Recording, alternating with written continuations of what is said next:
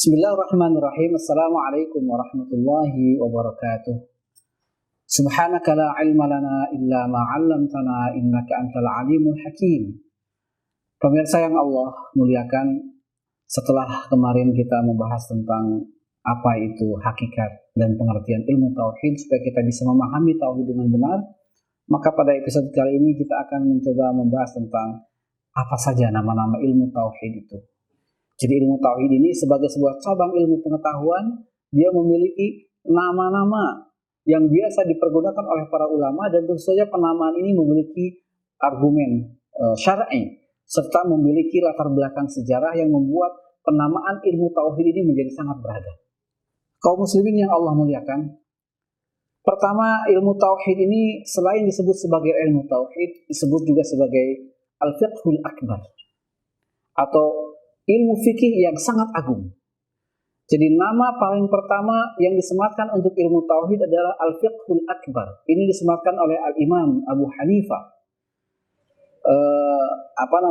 Dalam sebuah buku yang disebut dengan Fiqhul Akbar. Merupakan kodifikasi pertama ilmu tauhid yang ditulis oleh seorang imam atau seorang ulama besar yang lahir pada pada abad ke-1 Hijriah.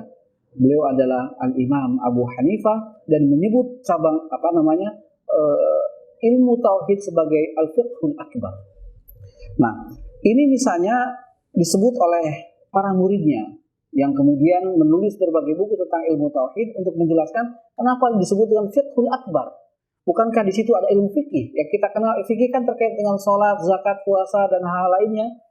Tetapi kenapa ilmu tauhid disebut al-fiqhul akbar?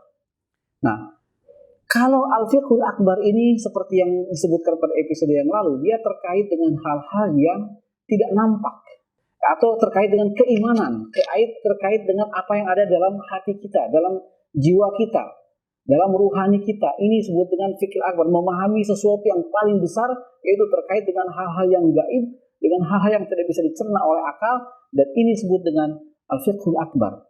Kita lihat misalnya Imam Al-Bayyadi, salah satu pengikut Al-Imam Abu Hanifah, dalam kitabnya yang bernama Isyaratul Maram. Beliau menyebutkan, "Ya'lam anna al-fiqha fi usulid din afdalu min al-fiqhi min furu'il ahkam." Kata Imam Al-Bayyadi, ketahuilah bahwa al-fiqh atau fikih atau memahami dalam ilmu usuluddin atau ilmu akidah afdalu, lebih utama minal fiqhi fi furu'il ahkam, daripada ilmu yang terkait dengan cabang-cabang hukum. Nah, jadi kalau al-fiqhul akbar atau fikih agung, fikih yang sangat besar ini disebut dengan ilmu tauhid.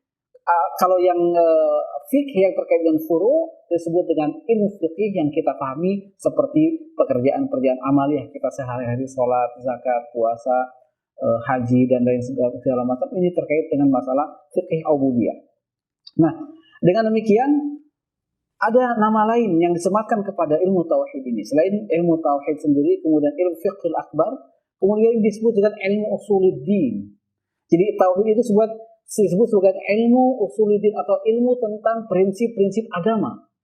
Kenapa disebut demikian? Karena akidah itu, ilmu akidah, ilmu tauhid adalah merupakan fondasi dalam agama kita. Ketika akidahnya benar, kemarin sudah dijelaskan, maka amaliyah kita akan benar. Tetapi akidah kita tidak benar, maka tidak akan benar. Maka para ulama menyebutnya dengan ilmu usuluddin, yang itu juga berarti adalah ilmu tauhid. Di antaranya adalah Al-Imam Al-Baghdadi menulis buku yang berjudul Usuluddin, yang di dalamnya pembahasan tentang masalah-masalah tauhid atau masalah akidah.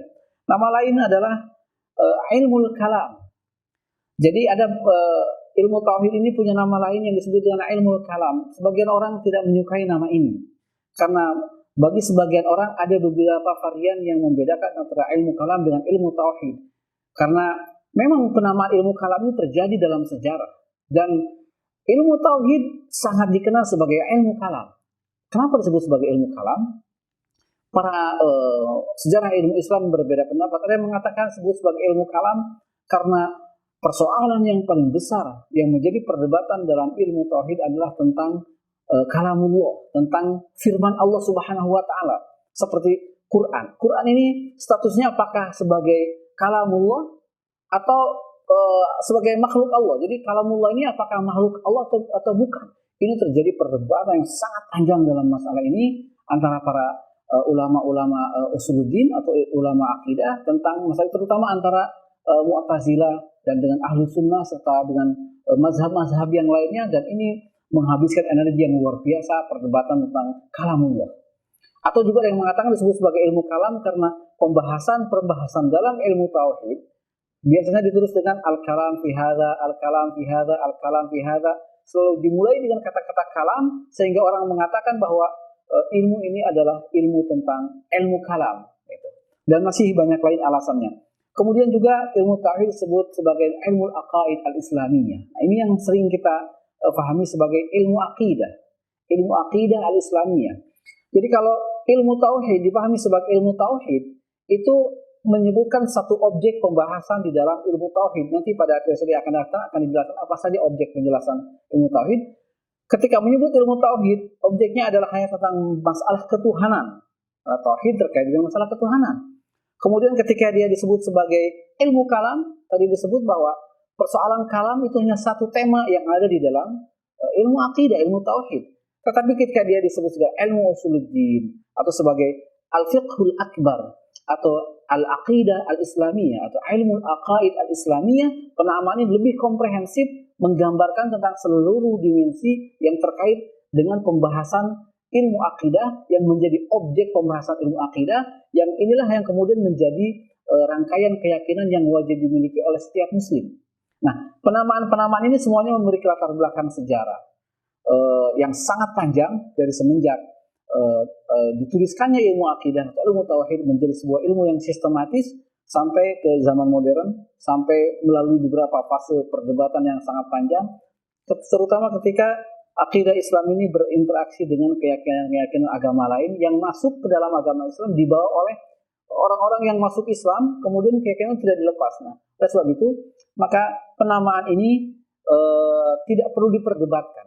Jadi ketika orang-orang banyak yang tidak menerima bahwa ilmu tauhid itu adalah ilmu kalam, sesungguhnya tidak perlu diperdebatkan. Karena ilmu ini disebut sebagai ilmu tauhid sah-sah saja. Karena mempunyai latar belakang sejarah tadi, bahwa dia membahas salah satu objek tertentu dalam ilmu ini yang paling penting, yaitu masalah keesaan Allah Subhanahu wa Ta'ala. Disebut sebagai al-fiqhul akbar, betul juga. Karena apa? Dia membahas hal yang paling penting, lebih penting daripada amaliyah fikih biasa, tetapi terkait dengan masalah keyakinan gitu. Disebut juga sebagai ilmu usuluddin, benar juga karena dia membahas tentang prinsip-prinsip agama yang menjadi pondasinya. Demikian pula disebut sebagai ilmu kalam, betul juga membahas salah satu objek dalam ilmu kalam ini. Oleh sebab itu, penamaan ini tidak perlu diperdebatkan terlalu panjang. Yang jelas dalam sejarah ilmu akidah, ilmu tauhid pernah disebut dengan berbagai macam nama sesuai dengan perkembangan sejarah yang mengitari perjalanan keilmuan umat Islam waktu itu. Demikian tentang pembahasan tentang nama-nama atau lain dari ilmu akidah atau ilmu tauhid. Mudah-mudahan ini memberikan manfaat kepada para pemirsa yang Allah rahmati sekalian. Wassalamualaikum warahmatullahi wabarakatuh.